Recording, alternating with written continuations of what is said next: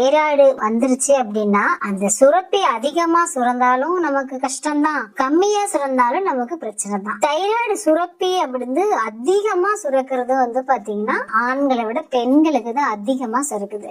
So இந்த thyroid எதனால வருதுன்னோ, இந்த தைராய்டு சுரப்பிகள் அதிகமா சுரந்துச்சு அப்படின்னா நமக்கு என்னென்ன பிரச்சனைகள் வருங்கிறதையும் இயற்கை முறையிலும் உணவு முறையிலையும் அதை எப்படி சரி பண்ணிக்கலாங்கிறதையும் பார்க்கலாம். வாங்க வீடியோக்குள்ள போலாம். தைராய்டு வந்து பாத்தீங்கன்னா இந்த முன் கழுத்து இருக்கு இல்லையா, இதுல வந்து வண்ணத்து பூச்சி மாதிரி ஒரு ஃபார்ம் இருக்கு. இந்த இடத்துல கட்டி ஒண்ணு இருக்கும். இந்த கட்டிகள் தான் வந்து தைராய்டு கட்டிகள். இது வந்து பாத்தீங்கன்னா அதிகமா சுரந்துச்சுனாதான் நமக்கு பிரச்சனை. அளவோடு இருந்தா பிரச்சனை இல்லை. என்னன்னு பாத்தீங்கன்னா நமக்கு வெயிட் அதிகமாகும், இதனால நமக்கு டென்ஷன் ஆகும், மன அழுத்தம் அதிகமாகும், பயம் பதட்டம், கூடவே வந்து வெயிட் லாஸும் இருக்கு, வெயிட் கெயின் இருக்கு, ஹேர் க்ரோத் இருக்கு, ஸ்கின் க்ளோ இருக்குது, மென்ஸ்ட்ரல்ஸ் ப்ராப்ளம்ஸ் சைக்கிள்ல கரெக்ட் பண்றது, அடுத்தது கருவுறது, இது எல்லாமே பேலன்ஸ் பண்றது வந்து பாத்தீங்கன்னா இந்த தைராய்டு சுரப்பிகள் தான். தைராய்டு வந்து அளவுகள் குறைஞ்சு போனாலும் நமக்கு இதே பயம் பதட்டம் படபடப்பு எல்லாமே இருக்குங்க. கூடவே விட்டமின் பி, B12 இது எல்லாமே வந்து நமக்கு குறைஞ்சாலும் நமக்கு ப்ராப்ளம் தான். இன்னொன்னு வந்து பாத்தீங்கன்னா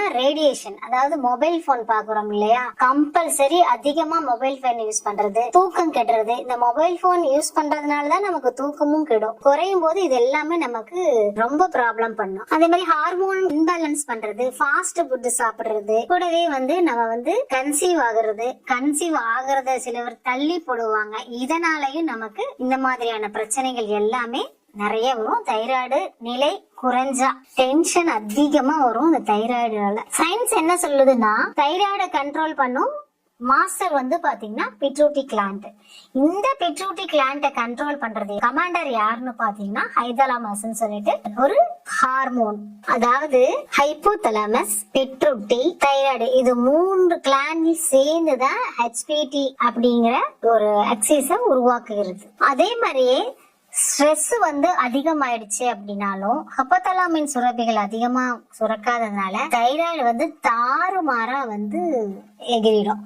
சோ இதனால நமக்கு வந்து பாத்தீங்கன்னா விட்டமின் டி, அதுல வந்து பாத்தீங்கன்னா முக்கியமா T3, T4 அப்படிங்கிற ஒரு ஹார்மோன் வந்து நமக்கு அதிகமா சுரக்க ஆரம்பிச்சு. இதனால வந்து தைராய்டு தாறுமாறா போகும். சோ இதுதான் வந்து சயின்ஸ் சொல்லுது. இதையெல்லாம் நம்ம கண்ட்ரோல்ல வச்சிருக்கணும் அப்படின்னா டீப் ஸ்லீப் வேணும். கூடவே வந்து தைராய்டு இருக்குது அப்படின்னா அதுக்கு உண்டான உணவு கட்டுப்பாடு நாம எடுத்துக்கணும். T3, T4 ஹார்மோன் வந்து குறையும் போது நமக்கு தூக்கம் குறையும். இதனால செரோட்டோனின், மெலட்டோனின் குறையும். இது ரெண்டும் குறைஞ்சிச்சு அப்படின்னா தைராய்டு நமக்கு ரொம்பவே அதிகமாகும். சோ இதுதான் வந்து சயின்ஸ் சொல்லுது. இதை நாம பேலன்ஸ் பண்ணிக்கலாம். தைராய்டு என்பது கழுத்து சக்கரம், அதாவது விசுத்தின்னு சொல்லுவோம் இல்லையா, விசுத்தி சக்கரஸ்ல அதுதான் வந்து சித்தர்கள் சொல்லியிருக்காங்க. இந்த விசுத்தி சக்கரஸ் வந்து குறைஞ்சிருச்சு அப்படின்னா நமக்கு வந்து பயமா இருக்கும், கவலைப்படும், அதிகமா ஹேர் ஃபால் ஆகும், கம்யூனிகேஷன் நம்ம யார்கிட்டயுமே அதிகம் பண்ணிக்க மாட்டோம், அதாவது டிஸ்கஷன் உட்பட எதையுமே நம்ம யார்கிட்டயுமே ஷேர் பண்ண மாட்டோம். இது வந்து நம்மளுடைய ரொம்ப ரொம்ப முக்கியமான ஒரு கவலைகள். இந்த தைராய்டு சுரப்பிகள் நமக்கு வந்துருச்சு அப்படின்னா அதிகமா சுரந்தா இந்த ப்ராப்ளம் எல்லாம் வரும், குறைஞ்சாலும் ப்ராப்ளம் வருங்கிறதுல அதுக்குதான் இப்ப விசுத்தி வந்து இதை வந்து சுத்தமா நம்ம வச்சுக்க சொல்லி இதுக்கு ஒரு பயிற்சி இருக்கு. அதாவது ஓம் நமச்சிவாய கோவில்ல மணி வந்து இந்த ரீங்காரம் அதிகமா கேட்கும். நீங்களும் உங்க வீட்டுல ஒரு இந்த சக்கர விசுத்தி சக்கரத்தை வந்து கிளியர் பண்றதுக்கு இந்த ஓம்ன்ற இந்த ரீங்காரத்தையும் நமச்சிவாயையும் கூட சேர்த்து சொல்லிட்டு கோவில்ல, அதனாலதான் இந்த சந்தனம் வைக்கிறது, நமக்கு குடுக்கறாங்க இல்லையா தீர்த்தம், அதை எடுத்துக்கிறது, அடுத்தது வந்து பாத்தீங்கன்னா விபூதி வச்சுக்கிறது. கோவில்ல நமக்கு வந்து அதிகமான பாசிட்டிவ் வைப்ஸ் இருக்குங்க. சோ இதெல்லாம் நாம ரெகுலரா ஃபாலோ பண்ணிட்டு வந்தோம்னா நம்மளோட தைராய்டு வந்து ஓரளவுக்கு கண்ட்ரோலாவும் இருக்கும். அதே மாதிரியே வீட்டிலேயே நாம செய்யக்கூடிய சிறு சிறு பயிற்சி, அதாவது உஜ்ஜயி பிராணாயாமான்னு சொல்லுவாங்க. நம்மளோட மூச்சை வந்து நல்லா கண்ட்ரோல்ல வச்சு கழுத்துல வச்சிருக்கணும். நம்மள கவனம் பூராவுமே இந்த கழுத்துல வச்சு நல்லா மூச்சை ஆழமா இழுத்து வெளியே விடணும். நம்ம அந்த மூச்சை வெளுத்து வெளியே விடும்போது ஒரு 5 நிமிஷம் இதை வந்து நாம செய்யணும். அப்போ நமக்கு தைராய்டு தெரப்பி வந்து பேலன்ஸ் ஆகும். அடுத்தது வந்து பாத்தீங்கன்னா கம்பல்சரி நம்ம வீட்டுல வந்து தேங்காய் எண்ணெய லைட்டா சூடாக்கி நல்லா பபுள் பண்ணி அந்த உமிழ்நீரோட அந்த எண்ணெயும் வந்து தண்ணி மாதிரி ஆகணும். அந்த மாதிரி பபுள் பண்ணி நாம துப்பிட்டு அதுக்கப்புறம் நம்மளுடைய உணவுகளை எடுக்கணும். அடுத்தது வந்து பாத்தீங்கன்னா கம்பல்சரி கடல் வாழ் உயிரினங்கள் சாப்பிடலாம். இது வந்து அயோடின் சத்துன்னு சொல்லுவோம் இல்லையா, அதுல வந்து மீன், எறா, நண்டு இது எல்லாமே வரும். வெஜ் சாப்பிடுறவங்களுக்கு வந்து பாத்தீங்கன்னா முருங்கைக்கீரை, கடல் கீரை, எள்ளு, வாழைப்பூ கூடவே வந்துட்டு பாத்தீங்கன்னா அயன் சத்து எல்லாமே அதுல அவங்களுக்கு கிடைக்கும். இதெல்லாம் நம்ம எடுத்துக்கணுங்க. அடுத்தது கம்பல்சரி வீட்டுல சீரகம், சோம்பு, கொத்தமல்லி இருக்கு இல்லையா, இது மூணையும் அளவா எடுத்து வச்சு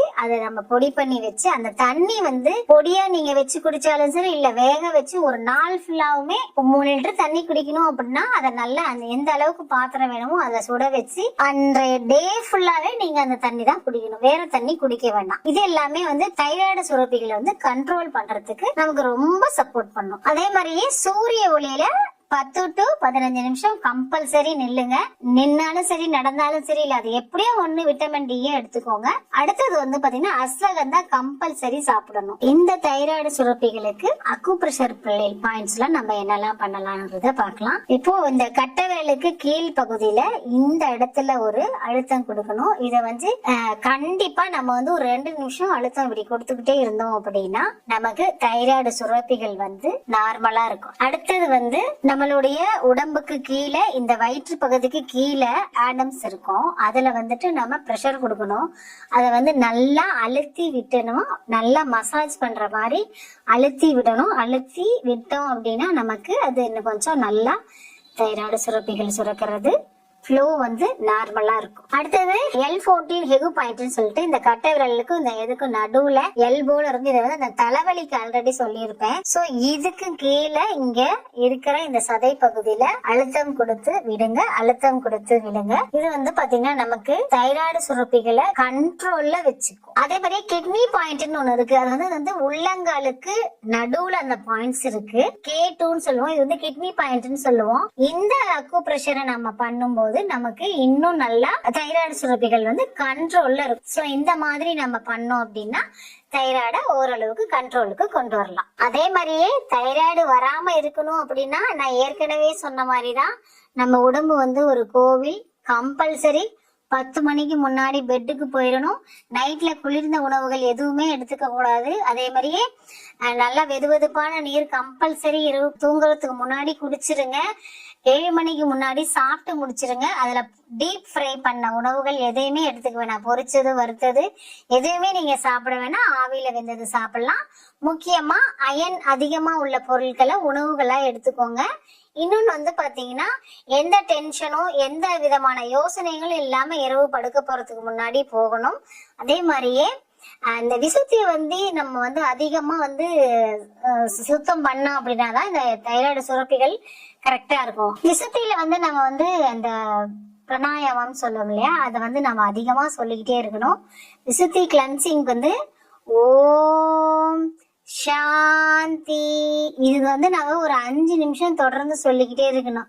ஓம் சாந்தி, ஓம் சாந்தி. இந்த விசுத்தி சக்கரத்தை நம்ம வந்து ஆக்டிவிட்டி பண்ணாலே நம்ம சூப்பரா நல்லபடியா இருக்கலாம். அதே மாதிரி தைராய்டு மீண்டும் வராது, சுரப்பிகள் அதிகமாகாது, குறையாது, லெவலாவே இருக்கும். தைராய்டு வந்து ஒரு பெரிய விஷயமே கிடையாதுங்க. பட் அத வந்து நம்ம கண்ட்ரோல்ல வச்சுக்கணும், அதுதான் ரொம்ப முக்கியம். அதுக்கு உணவு முறைகள் ரொம்ப ரொம்ப முக்கியம். அதே மாதிரி